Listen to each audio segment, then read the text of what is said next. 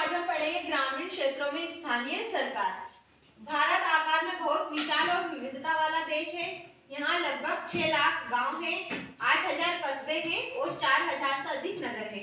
हमारी जनसंख्या लगभग 1.4 अरब पार कर चुकी है, जिसका 2/3 भाग ग्रामीण क्षेत्रों में निवास करता है।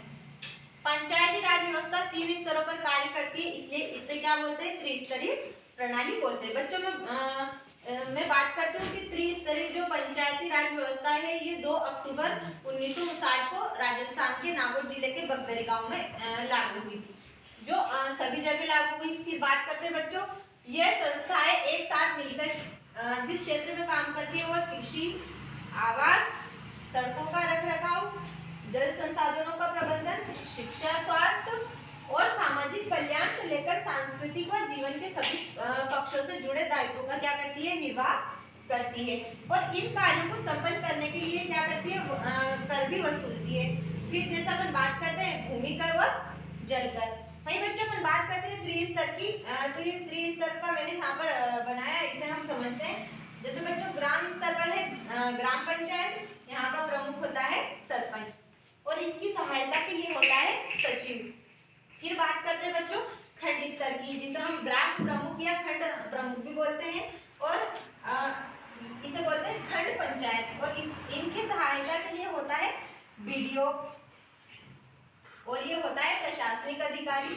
जो प्रशासनिक अधिकारी और जो खंड प्रमुख होता है ये दोनों ही मतलब जो कार्य है इनका क्या करते हैं? संचालन करते हैं। फिर बात करते हैं अपन जिला स्तर की, जिसे अपन क्या बोलते हैं? जिला पंचायत। इसमें क्या होता है? जिला अध्यक्ष होता है जिसे अपन चेयरमैन बोलते हैं, वहीं प्रशासनिक अधिकारी होता है सीईओ। इन दोनों के तालमेल से इन कार्यों का क्या किया जाता है? संचालन किया जाता है। फिर बात करते हैं अपन मतदान की। तो मतदान हेतु नागरिकों की आयु होनी चाहिए 18 वर्ष, यानी अगर हम 18 वर्ष पार कर देते हैं, 18 वर्ष के हो चुके हैं, तो अपन क्या कर सकते हैं? वोट दे सकते हैं। फिर बात करते हैं चुनाव में खड़े होने के लिए 21 वर्ष आपकी आयु होनी चाहिए, यानी आप किसी भी चुनाव में ग्राम पंचायत में, जिला पंचायत में या खंड स्तर की भी जो पंचायत है उसमें अगर आप भाग लेते हो, प्रत्याशी के रूप में खड़े होते हो, तो आपकी आयु कितनी होनी चाहिए? 21 वर्ष की होनी चाहिए। फिर बात करते हैं कार्यकाल। तो बच्चों इनका कार्यकाल होता है 5 वर्ष का और हर 5 वर्ष में इन तीनों स्तर की जो पंचायत है इनका क्या होता है? चुनाव होता है और इनके प्रमुख क्या है? बदलते रहते हैं।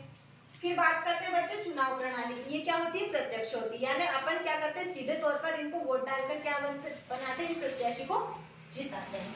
फिर बात करते हैं खंड स्तर की पंचायत की। ये क्या होती है? ग्राम पंचायत और जो जिला पंचायत होती है इनके बीच की कड़ी होती है, यानी जो गाँव की जो समस्या है उनको कहाँ पहुँचाता है?